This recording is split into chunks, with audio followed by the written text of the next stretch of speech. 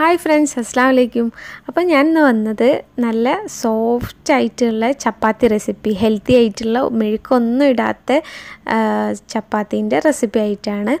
അപ്പോൾ നമ്മൾ വീട്ടിൽ തന്നെ ഗോതമ്പ് വാങ്ങിയിട്ട് കഴുകി ഉണക്കി പൊടിപ്പിച്ച ആ ഗോതമ്പ് അതിനെക്കൊണ്ട് പലർക്കും ചപ്പാത്തി ഉണ്ടാക്കുന്ന സമയത്ത് നല്ല ഉണങ്ങി പോവാറുണ്ട്, കട്ടിയായി പോവാറുണ്ട് എന്നൊക്കെ കേൾക്കാറുണ്ട്. അപ്പോൾ ഇങ്ങനെ ചെയ്തിട്ടുണ്ടെങ്കിൽ ഇനി അതൊന്നും ഉണ്ടാവില്ല. അപ്പോൾ ഒരു തവണയെങ്കിലും ഇങ്ങനെ ട്രൈ ചെയ്ത് നോക്കാം കേട്ടോ. അപ്പോൾ ഇനി നമുക്ക് ആവശ്യമുള്ള പൊടി എടുക്കാം. അപ്പോൾ ഞാനിവിടെ എടുത്തത് ഒരു 10 ടേബിൾ സ്പൂൺ പൊടിയാണ് കേട്ടോ. അപ്പോൾ നിങ്ങൾക്ക് ആവശ്യമുള്ള എടുക്കാം. അപ്പോൾ അതിലേക്ക് നമ്മൾ ഏകദേശം ഒരു കണക്കാക്കി ഒരു ഗ്ലാസ് വെള്ളം നന്നായിട്ട് തിളപ്പിക്കുക. ഉപ്പിട്ടിട്ട് ഒരു ഇത്തിരി ആവശ്യത്തിന് ഉപ്പിട്ടിട്ട് നന്നായിട്ട് തിളപ്പിക്കുക.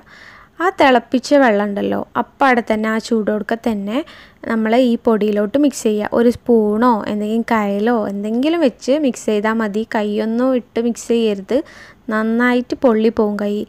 അപ്പോൾ നമ്മൾ കുറച്ച് വെള്ളം ഒഴിച്ചിട്ട് ഇങ്ങനെ മിക്സ് ചെയ്ത് കൊടുക്കാം.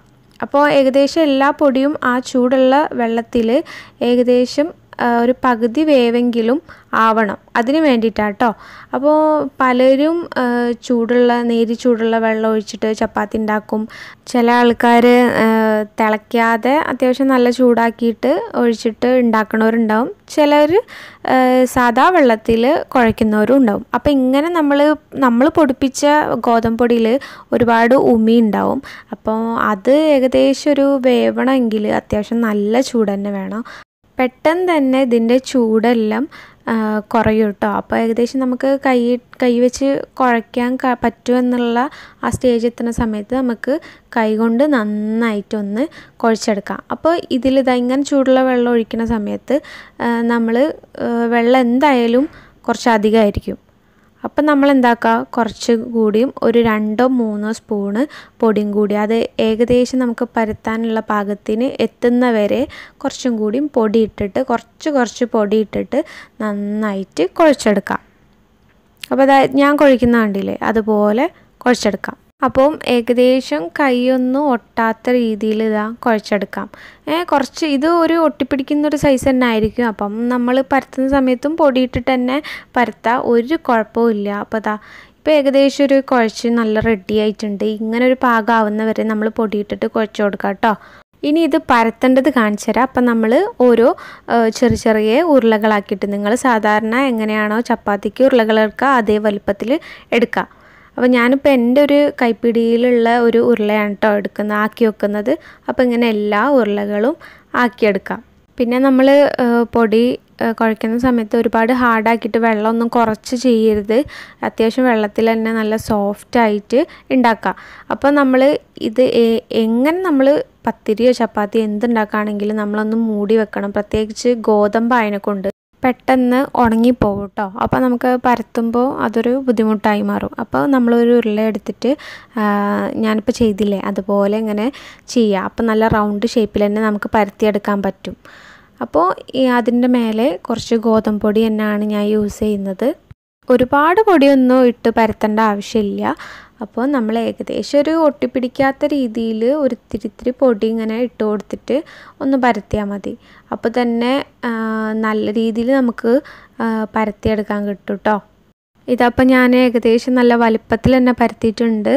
നല്ല തിന്നായിട്ട് തന്നെയാണ് പരത്തിയേക്കണത്, കട്ടിയിലൊന്നല്ല പരത്തിയത്. കട്ടിയിൽ പരത്തിയാൽ കുറച്ചും കൂടിയും നമ്മൾ ആ പൊടി ഹാർഡാവുമെന്ന് എനിക്ക് തോന്നണം. ഞാൻ സോഫ്റ്റ് ആവാൻ വേണ്ടിയിട്ട് കുറച്ച് തിന്നായിട്ട് തന്നെയാണ്. ഇനി നമ്മൾ അതൊരു പ്ലേറ്റിലോട്ട് മാറ്റി വെക്കാം. അപ്പോൾ അടുത്തതും ഇതുപോലെ തന്നെ നമ്മൾ നല്ല ഒരു ഉരുളയാക്കിയിട്ട് അതിൻ്റെ മേലെ കുറച്ച് പൊടി ഇട്ടിട്ട് ഒന്ന് പരത്തി കൊടുക്കാം. ഞാനിപ്പോൾ ഇവിടെ പരത്തി അപ്പം ചുട്ടെടുക്കുന്നതാണ്. അപ്പോൾ നിങ്ങൾക്ക് എങ്ങനെയാണെന്ന് വെച്ചാൽ പരത്തി വെച്ചിട്ട് ചുട്ടെടുക്കാം. പക്ഷേ ഗോതമ്പായതിനെ കൊണ്ട് പരത്തി വെച്ച് കുറേ നേരം കഴിഞ്ഞ് കഴിഞ്ഞാൽ ഒരു മുകളിൽ ഇങ്ങനെ കാറ്റ് തട്ടിയിട്ടേ ഉണങ്ങിയൊരു ഫീല് വരും. അപ്പോൾ ഞാനിതാ ഒരു അയണിൻ്റെ കല്ലാണ് വെച്ചത്. അപ്പോൾ ഒരു മീഡിയം ഫ്ലെയിമിൽ വെച്ചിട്ട് ഒന്ന് ചൂടാക്കിയെടുത്ത്, അപ്പോൾ അയൺ ഓവർ ഹീറ്റ് ആവാണ്ടിരിക്കാൻ വേണ്ടിയിട്ട് ഒരു ഇത്തിരി ഓയിൽ ഞാൻ ടിഷ്യൂലാക്കിയിട്ട് ജസ്റ്റ് ഒന്ന് പുരട്ടി കൊടുത്തിട്ടുണ്ടായിരുന്നു. ഈ ഒരു പ്രാവശ്യം മാത്രം, ഫസ്റ്റ് ടൈമിൽ മാത്രം കേട്ടോ.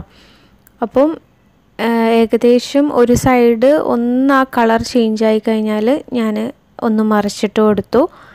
പിന്നെയും അത് ജസ്റ്റ് ഇങ്ങനെ ഒരാവി പൊന്താൻ തുടങ്ങിയ സമയത്ത് ഞാൻ പിന്നെയും അത് തിരിച്ചിട്ട് കൊടുത്തിട്ട് ഇതാ ഒരു തുണി വെച്ചിട്ടോ നമ്മൾ നല്ലൊരു ക്ലോത്ത് വെച്ചിട്ട് നല്ലൊരു വൃത്തിയുള്ള ക്ലോത്തോ അങ്ങനെ എന്തെങ്കിലും വെച്ചിട്ട് ഇങ്ങനെ ജസ്റ്റ് ഒന്ന് സോഫ്റ്റായിട്ട് തൊട്ട് കൊടുത്തിട്ടുണ്ടെങ്കിൽ പെട്ടെന്ന് തന്നെ അത് ഒരുപാട് നേരം കല്ലിൽ വെക്കാതെ തന്നെ പെട്ടെന്ന് നമ്മളെ ഫുൽക്ക ചപ്പാത്തി പോലെ പൊന്തി വരും. അപ്പം ഇങ്ങനെ ഒന്ന് ട്രൈ ചെയ്ത് നോക്കാം കേട്ടോ. അപ്പോൾ അടുത്തത് ഞാനിതാ പെട്ടെന്ന് തന്നെ മറിച്ചിട്ടിട്ട് വേവിച്ചെടുക്കുന്നുണ്ട്. അപ്പോൾ ഒരുപാട് നേരം കല്ലിൽ വെക്കാണ്ട് പെട്ടെന്ന് ആക്കിയെടുക്കാം. അപ്പോഴാണ് നല്ല കറക്റ്റായിട്ടുള്ള സോഫ്റ്റ് ചപ്പാത്തി കിട്ടുക കേട്ടോ.